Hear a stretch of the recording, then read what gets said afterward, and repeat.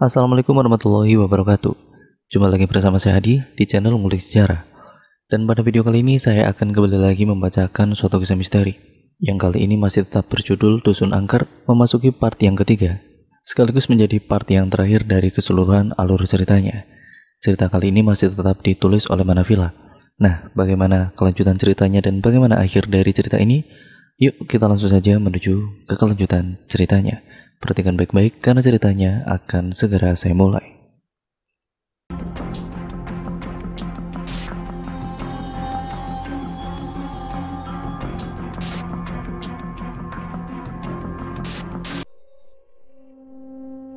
Lalu kemudian Pak Tohar dan juga yang lainnya segera menghampiri Arkim sembari melihat ke arah mayat yang terpampang yang masih dalam kondisi lengkap.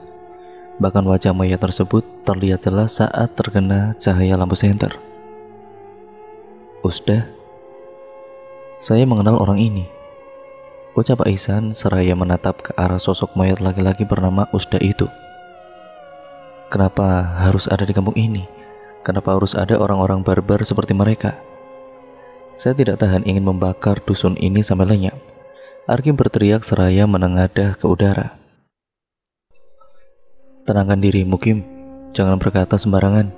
Kita harus tahu sedang di mana kita," kata Pak Tohar berupaya menenangkan Arkim. "Mereka telah membunuh Usda, sepupu saya yang paling dekat dengan saya. Mereka harus menerima pembalasannya."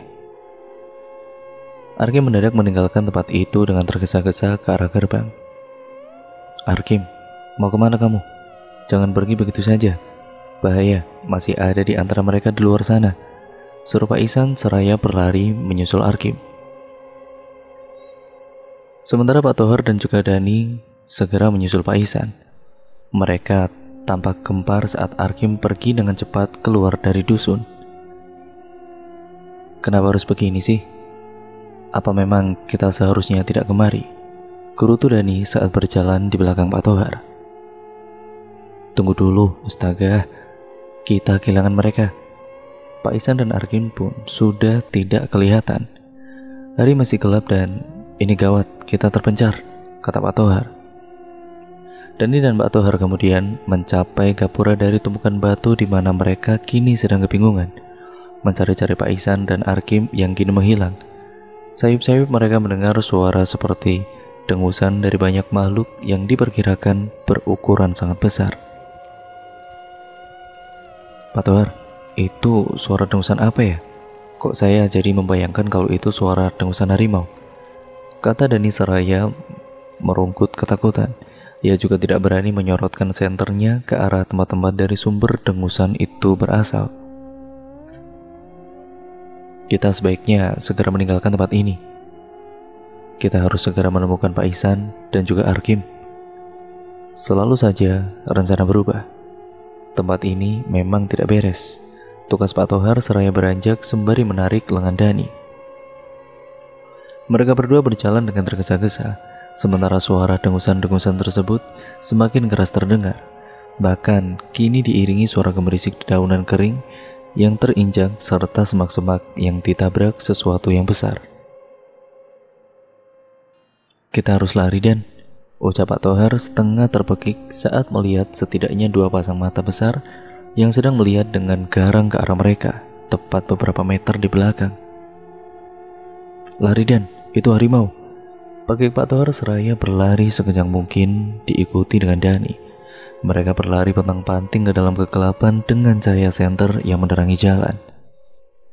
Sementara kedua makhluk yang adalah sepasang harimau tersebut mengejar kedua orang tersebut dengan kecepatan yang pastinya tidak dapat ditandingi oleh manusia.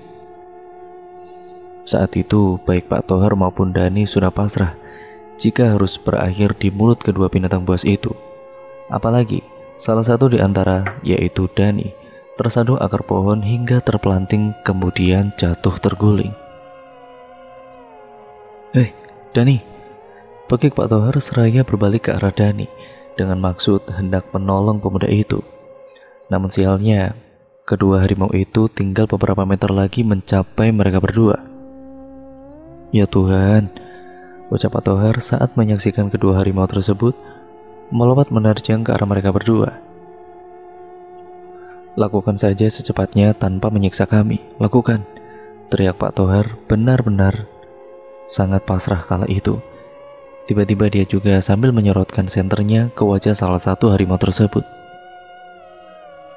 Mendadak, kedua harimau itu menghentikan terjangannya, kemudian mengaum dengan keras dan saling bersahutan di antara keduanya.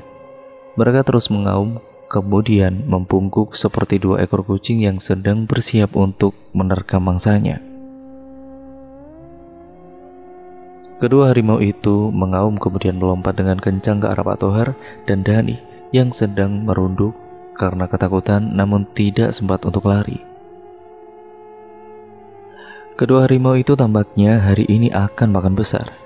Kemungkinan mereka akan mendapatkan mangsanya yang benar-benar sangat besar persentasenya. Namun tiba-tiba Dani menarik Pak Tohar kemudian berlari ke arah samping kiri. Baru 2 langkah berlari, mereka berdua terjun bebas ke dalam ngarai, di mana ternyata di bawahnya adalah sungai yang mengalir dengan derasnya. Mereka pun terjun ke dalam air sungai yang deras itu. Mereka berdua langsung terbawa arus sungai itu. Mereka berdua menggapai-gapaikan kedua tangan di dalam derasnya arus air yang menyeret mereka. Mereka berdua benar-benar kelabakan saat air terus menyeret mereka hingga ke hilir, ke suatu tempat di mana sungai itu melewati suatu wilayah kota dengan jembatan panjang di atasnya. Saat diselamatkan oleh warga setempat, mereka berdua telah kehilangan kesadarannya. 2 orang ini kami temukan hanyut di sungai yang sedang banjir, Pak. Mereka berdua sepertinya telah menelan banyak air. Kita harus mengeluarkan air dari perut mereka agar mereka tersadar, ujar salah seorang warga yang turut menolong Pak Tohar dan Dani. Mereka hanya di sungai, ucap seorang laki-laki yang mengenakan baju batik serta mengenakan kopiah berwarna putih. Betul Pak Lurah, mereka bukan warga di sini. Ya mungkin mereka pendatang atau bisa jadi mereka tersesat kemudian tidak sengaja jatuh ke sungai, tugas warga yang tadi itu. Saat itu hari menjelang sore. Sebelumnya saat Pak Tohar dan Dani masih berada di hutan dan dikejar harimau. Hari dalam keadaan gelap seperti di malam hari. Tampaknya efek magis yang melingkupi hutan itu tidak mencapai kota itu. Pak Lurah bersama para warga pun membawa Pak Tohar dan Dani yang masih belum siuman ke puskesmas untuk diberikan perawatan. Arus air sungai membawa mereka hingga kemari. Jangan-jangan mereka jatuh ke sungai saat berada di tengah hutan itu. Sungai ini kalau tidak salah melewati suatu situs yang dianggap keramat.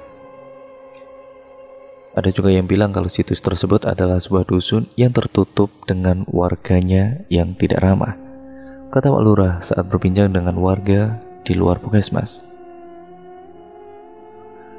Pertanyaannya, untuk apa mereka di sana? Palingan juga sedang mencoba membuktikan keberadaan dusun itu, Pak Lurah.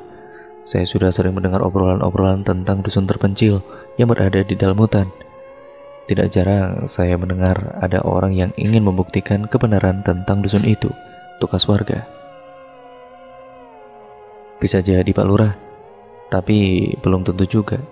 Bisa juga mereka adalah anggota rombongan para offroader yang tersesat. Sebab saya sempat mendengar kabar mengenai para offroader yang mengambil rute ke pedalaman hutan yang mengarahnya sih ya ke lokasi yang diduga dusun itu berada, tugas Pak Subhan. Tapi mereka tidak memiliki semacam kartu anggota kelompok offroader itu, Pak Subhan. Saya menemukan kartu identitas mereka atas nama Toharudin Mahmud, SPD, dan Muhidani Ferry di dompet mereka masing-masing, sahut warga yang turut menimbrung. Pak Solihun sudah memeriksa identitas mereka belum?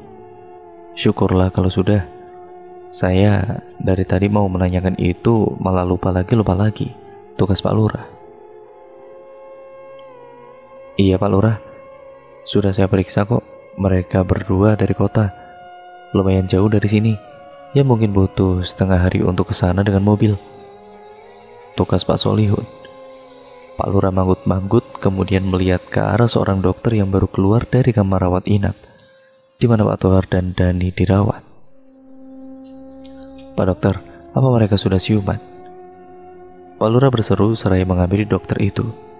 Dokter tersebut menghentikan langkahnya, kemudian melihat ke arah Pak Lurah dan menyambut kedatangannya. Beberapa saat kemudian Pak Lurah, Pak Subhan, dan Pak Solihun telah berada di ruang rawat di mana Pak Tohar dan Dani tengah duduk bersandar di tempat tidur masing-masing. Benar-benar menakutkan, komentar Pak Lurah setelah mendengar cerita Pak Tohar. Lalu Pak Tohar dan Mas Dani tidak berhasil menemukan teman yang hilang begitu. Lanjutnya, kami datang ke sana untuk mencari teman kami yang telah hilang selama sebulan lebih ini. Alih-alih menemukan teman kami itu, justru kami harus kehilangan setidaknya 3 bahkan 4 rekan kami. Sekarang kami merasa bingung bagaimana caranya untuk menemukan mereka dan membawa mereka pulang, tutur Pak Tohar seraya memijit betisnya yang terasa sakit.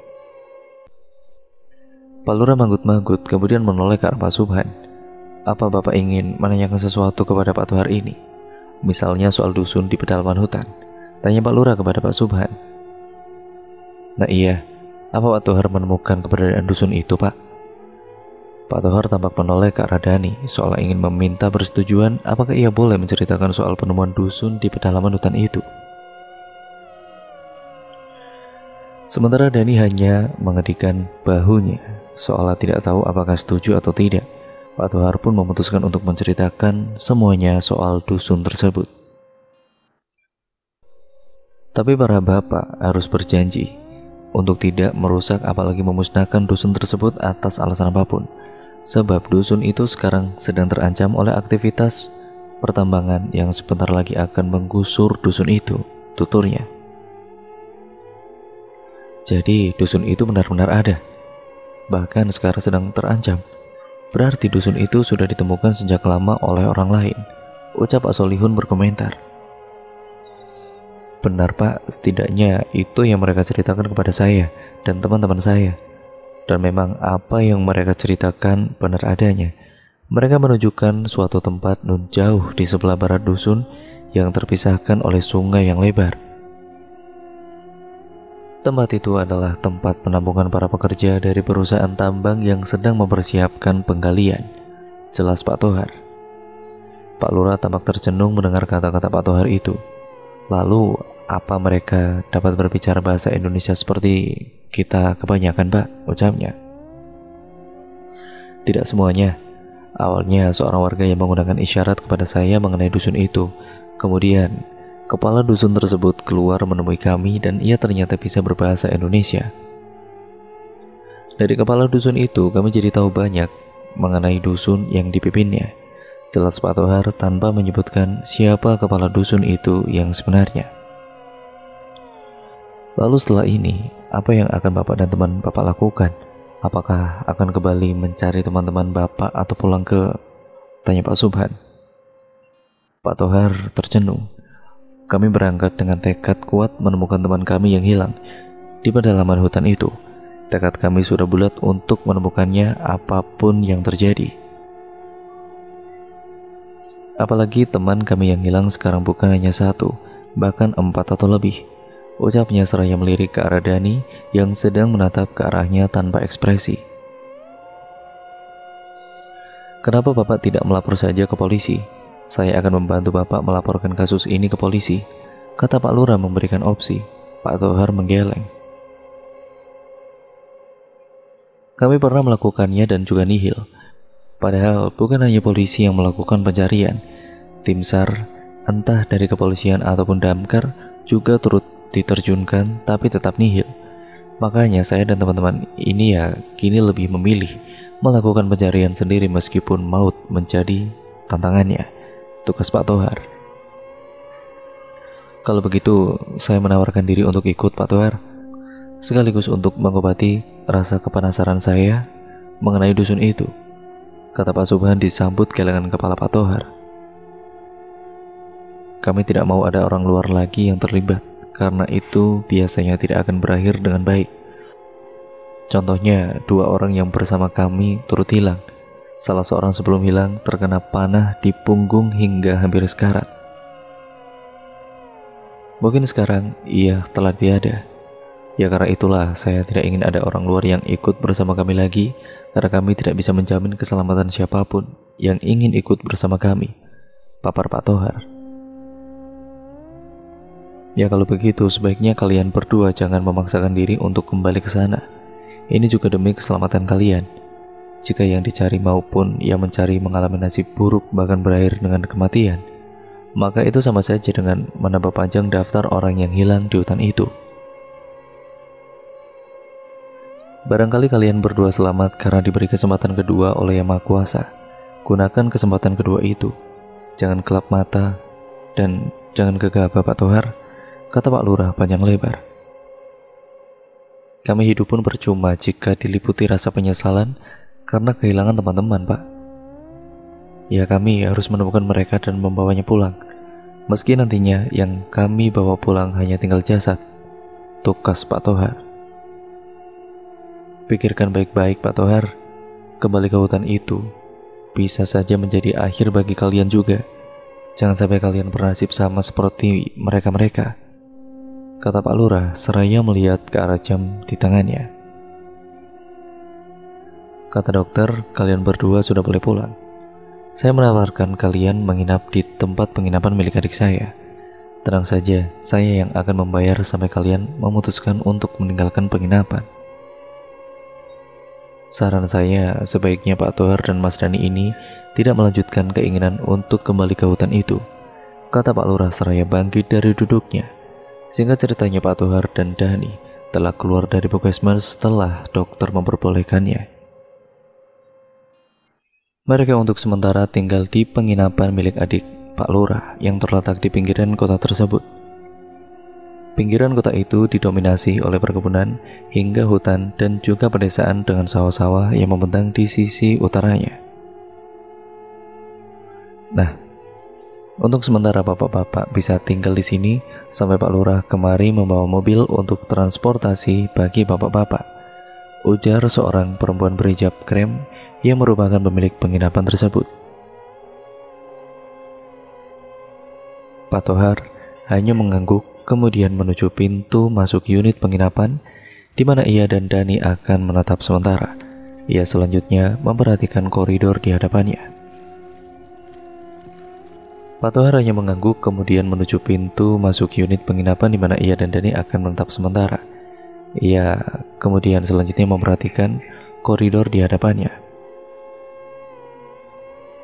Ia mengernyitkan keningnya saat melihat sosok perempuan dengan wajah tertutup rambutnya yang hitam panjang sedang berdiri termangu di tengah koridor. Sebaiknya Bapak segera ke kamar. Bapak barangkali ingin beristirahat atau bersantai begitu.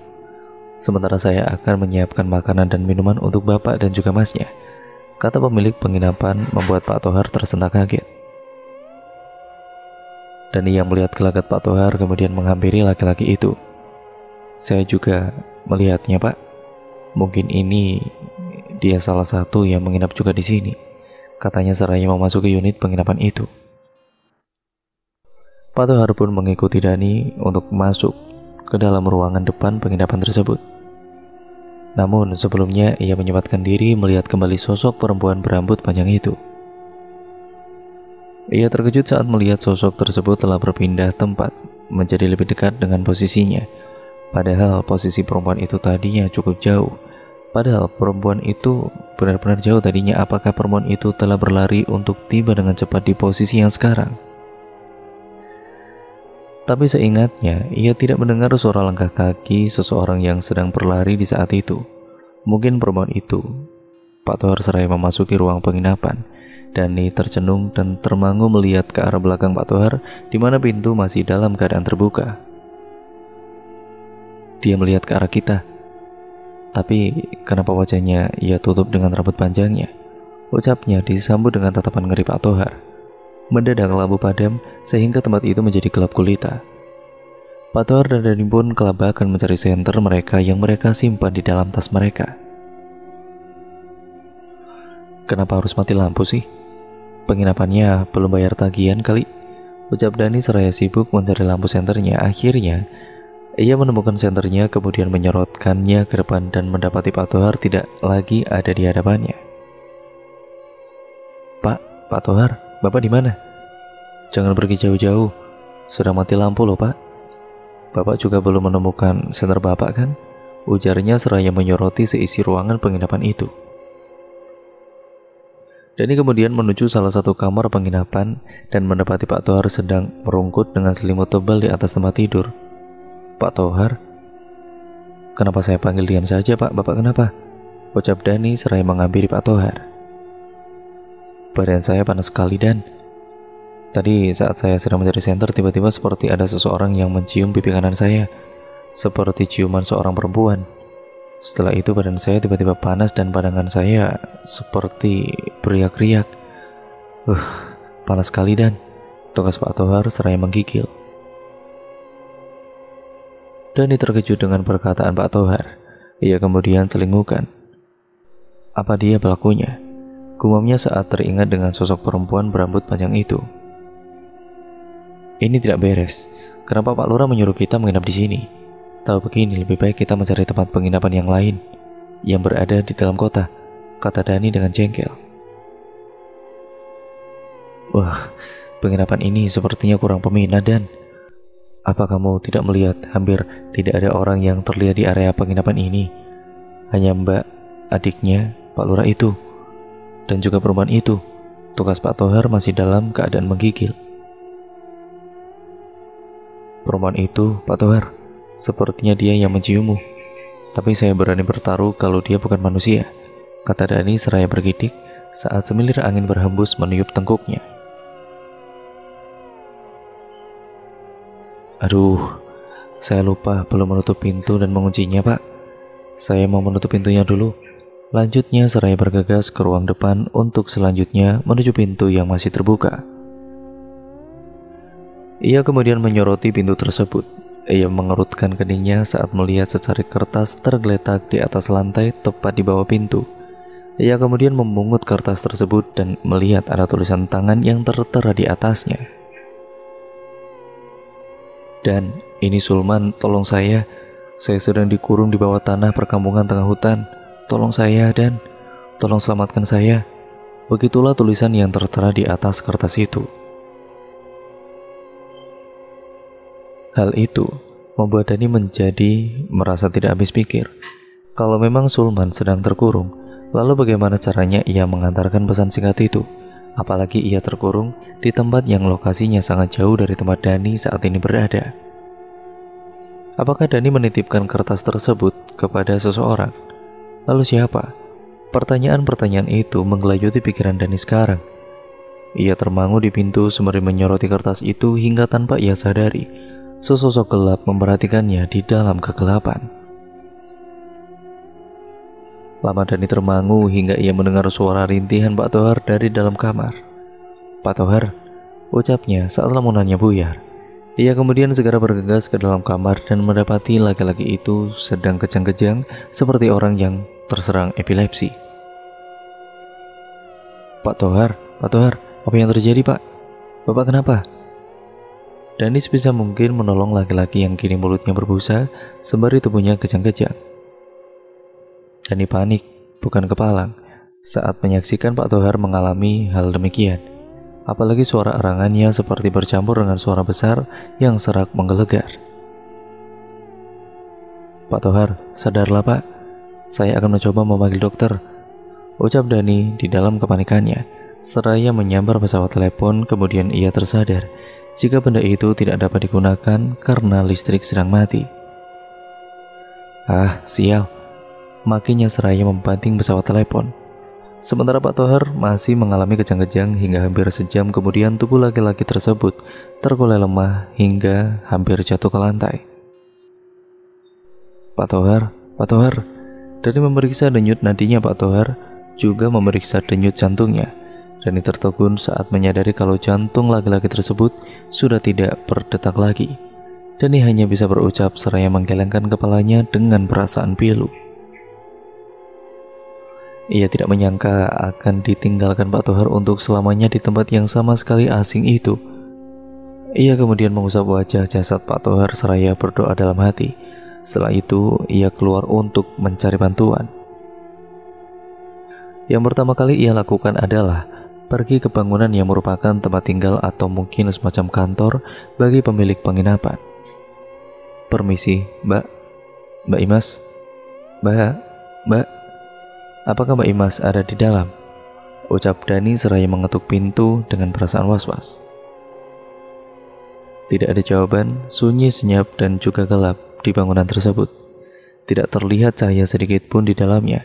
Dani telah menyoroti setiap jengkal bangunan itu, termasuk menyoroti jendela yang kebetulan beberapa di antaranya gordennya itu dalam kondisi terbuka. Meski ia merasa tidak enak, ia sorotkan senter ke dalam ruangan melalui kaca jendela tersebut, dan sesosok pocong menampakkan diri tepat di balik jendela. Dani terlonjak kaget, ia kemudian mundur sembari tetap menyorotkan senternya. Kenapa bisa ada pocong di dalam kantor Mbak Imas? Lalu kemana gerangan ia? Ucapnya kemudian meninggalkan tempat itu dengan tergesa-gesa. Ia pergi menuju pintu gerbang dengan harapan menemukan orang yang dapat dimintai bantuan. Saat mencapai pintu gerbang, ia mengernyitkan keningnya saat melihat di depan pintu gerbang itu tidak ada jalan sama sekali. Padahal seingatnya saat baru tiba di penginapan tersebut, pada beberapa jam yang lalu, terdapat jalan aspal yang ramai dilewati kendaraan maupun para pejalan kaki. Tapi kini di depan pintu gerbang hanya semak belukar yang terlihat serta beberapa batang pohon yang tinggi. Aneh sekali, kenapa di sini jadi seperti ini? Apa aku sedang bermimpi? Tidak, aku masih bisa merasakan hembusan angin yang semilir di sini, gumamnya dengan bingung. Ia kemudian menyorotkan senternya ke arah batang pepohonan itu, dan ia terkejut saat melihat barisan rumah-rumah sederhana beratapkan daun ilalang ataupun daun rumbia atau nipah. Rumah-rumah itu pun mengingatkannya pada rumah-rumah di dusun angker di mana sebelumnya ia hampir menemui ajal di tangan para penduduknya. Saat melihat pemandangan ganjil tersebut, Dani segera berbalik hendak kembali ke penginapan tersebut. Namun, ia terperanjat kaget saat melihat pintu gerbang penginapan itu telah berubah menjadi gapura yang terbuat dari tumpukan batu kali yang bahkan di antaranya terdapat tengkorak manusia dengan muka menghadap ke arahnya. Dani terkejut bukan main dengan apa yang dilihatnya itu. Ia merasa seperti sedang bermimpi, namun ia menyangkalnya kalau yang ia alami saat ini adalah mimpi. Sebab ia dapat merasakan sakit ketika sesuatu menancap di punggungnya. Itu adalah sebuah anak panah. Segera setelah terkena anak panah tersebut, Dani merasakan kesadarannya mulai memudar. Namun ia berusaha untuk tidak kehilangan kesadarannya. Oleh karenanya, ia dapat melihat lusinan manusia berpenampilan semi telanjang mendatanginya, kemudian menangkapnya dan menyeretnya menuju sebuah tempat yang mirip dengan altar pemujaan. Tempat yang mirip dengan altar pemujaan tersebut berukuran 2 kali lipat besarnya dari altar biasa. Di depan altar tersebut terlihat beberapa orang yang tampaknya adalah pendetanya.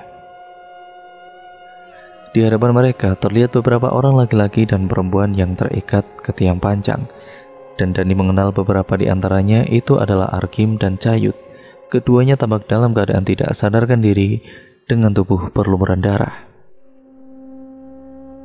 Dani pun diikat bersama dengan Arkim dan Cayut di tiang pancang yang berdampingan. Tidak lama salah seorang yang membawa Dani ke tempat itu berbicara dalam bahasa yang sangat asing bagi Dani. Saat itu Dani dalam keadaan setengah sadar. Meski begitu, ia pura-pura tidak sadarkan diri dengan cara terkulai di depan tiang pancang. Sesekali ia membicingkan sebelah matanya, ia melihat orang yang tadi berbicara tersebut di dusun angker. Apalagi ia melihat orang tersebut mengangkat parangnya kemudian menebaskannya ke lehernya dengan cepat. "Dani!" Tiba-tiba terdengar suara seseorang berteriak dari arah pintu masuk menuju altar besar itu. Teriakan itu rupanya membuat sang eksekutor menghentikan tebasannya tepat saat mata parang hampir mencapai tengguk Dani. Dani dapat melihat siapa yang berteriak. "Sulman," ucapnya pelan. Ia menyaksikan laki-laki berbadan kempal itu tengah digiring dengan kedua tangan terikat di belakang. Para penduduk dusun angker yang membawa Sulman mengikat laki-laki itu saat tiba di hadapan Dani dan yang lainnya. Sulman diikat tanpa tiang pancang seperti pada Dani dan yang lainnya. Dan Dani, aku tidak menyangka kamu berada di sini juga. Apa kau tidak sadar kalau datang kemari sama saja dengan bunuh diri? Sulman berkata setengah berbisik, seraya menatap setengah merunduk ke arah Dani. Dani tidak menyaut. Ia saat ini sedang berpura-pura tidak sadarkan diri, ditambah efek rasa nyeri yang timbul dari anak panah yang menancap di punggungnya itu. Dani melihat beberapa orang penduduk dusun mengurus parangnya masing-masing. Sepertinya mereka akan segera melakukan eksekusi massal terhadap Dani dan yang lain, termasuk Sulman tentunya. Salah seorang dari mereka menghampiri Sulman kemudian mengangkat parangnya tinggi-tinggi di atas tengkuk laki-laki bertubuh kembal itu, seraya melihat ke arah seorang kakek yang merupakan bagian dari mereka yang sedang berdiri di depan altar batu. Kakek tersebut bisa dikatakan sebagai pendeta para penduduk dusun angker itu.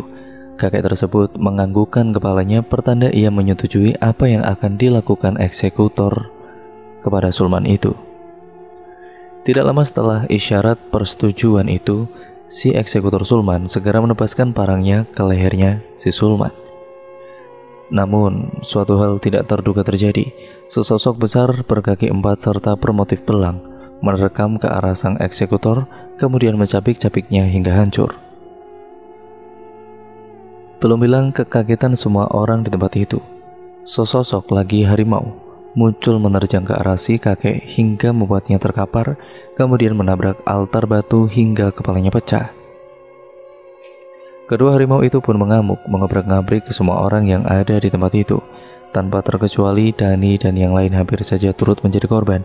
Beruntung Dani berhasil melepaskan ikatannya, kemudian membantu yang lainnya melepaskan ikatan. Ayo Sul, Kim, Yud, kita harus pergi dari sini. Harimau-harimau itu tidak akan berhenti, ucapnya seraya membantu Arkim berdiri. Sejenak ia melihat ke arah Cayut yang telah ia lepas ikatannya, namun masih dalam kondisi tidak sadarkan diri. Namun ia kemudian menyadari jika laki-laki itu telah tiada. Yud, Cayut. Arkim memekik seraya mengambil rekannya yang telah terbujur kaku. Dia telah tiada, Kim. Kita harus pergi dari sini. Kita tidak punya banyak waktu. Kedua harimau itu akan memangsa. Kalau mereka sudah memangsa orang-orang itu, pasti mereka akan memangsa kita juga, ucap Dani setelah memeriksa denyut jantung Cayut. Ayo, kita harus pergi dari sini. Harimau-harimau itu sudah hampir selesai membunuh mereka semua, kata Sulman seraya menarik tangan Dani dan Arkim. Benar saja, kedua harimau tersebut telah menamatkan riwayat para penculik Dani dan kawan-kawan. Tanpa perlawanan yang berarti, kedua harimau tersebut tidak memakan seluruh korbannya. Mereka hanya menghabisi kemudian pergi untuk menghabisi yang lain. Pada akhirnya Dani, Sulman, dan Arkim berhasil keluar dari dusun tersebut. Mereka berlari di tengah kegelapan dengan salah seorang di antara mereka menyorotkan lampu senter. Setelah hampir sejam berlari ke arah selatan, mereka dihadang sekelompok orang yang ternyata adalah para penduduk dusunnya Pak Ihsan. Dani dan yang lain pun akhirnya dibawa masuk ke dalam dusun yang lebih aman itu. Secara kebetulan juga, Pak Ihsan telah berada di dusun itu. Ia juga baru tiba di dusun yang ia pimpin tersebut. Saya berhasil menemukan Arhan. Ia sekarang pingsan. Demit itu meninggalkannya di pinggir sungai. Hampir saja ia dibawa menyeberang oleh makhluk itu, tutur Pak Ihsan saat mengobati Dani. Ia mengalami luka di punggung akibat terkena panah. Tapi saya tidak menemukan gadis itu. Mungkin ia tidak hilang di sekitar sini tapi di tempat lain. Syukurlah kalau Arhan sudah ditemukan. Tapi Pak Ihsan, sebelum saya kembali ke dusun itu, saya telah mengalami berbagai peristiwa, termasuk menyaksikan bagaimana Pak Tohar meninggal di depan mata saya sendiri. Ya, tugas Dani membuat Pak Ihsan terkejut. Apa? Innalillahi wa inna ilaihi raji'un. Bagaimana kronologinya itu, Dan? Ucap Pak Ihsan seraya pandangan kedua matanya menyeratkan kepedihan. Dani kemudian menceritakan beberapa peristiwa yang dialaminya bersama mendiang Pak Tohar, mulai saat dikejar-kejar dua harimau itu hingga menetap di penginapan yang ternyata angker. Pak Ihsan manggut-manggut saat mendengar penuturan dari Dani. Kamu bisa kembali secara tiba-tiba ke dusun itu adalah karena kamu sudah ditarget oleh para penduduk dusun itu. Pak Tohar juga, tapi ya, ia gagal dibawa karena keburu terkena ciuman setan pencium, ucapnya. Dan lagi, kamu berhasil bertahan dari racun anak panah itu. Sepertinya racun yang dioleskan ke anak panah itu tidak berdosis tinggi. Setan pencium. Sulman mengernyitkan keningnya. Aku sudah pernah melihatnya, Sul.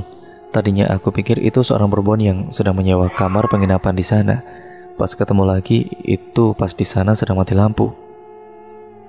Wajahnya tidak terlihat karena tertutup rambutnya yang panjang. Pakaiannya sih sepertinya itu piyama. Makanya tadinya saya pikir dia adalah salah satu pelanggan, kata Dani menjelaskan. Lalu dia mencium Pak Tohar begitu. Kamu melihatnya mencium Pak Tohar? Tanya Sulman. Pak Tohar yang bilang kalau ia merasa seperti habis ada yang menciumnya, tepat di pipi kanannya. Ia mengatakan itu saat ia sedang berbaring, menggigil di dalam kamar penginapan. Tukas Dani seraya menoleh ke arah Arkim yang sedang duduk sambil memeluk kedua lututnya. Ia telah kehilangan orang-orang terdekatnya, tapi perasaan dendamnya kepada para penduduk dusun itu sudah seharusnya ia lupakan. Sebab sebagian besar dari mereka telah mati terbunuh oleh serangan dua harimau, kata Pak Ihsan.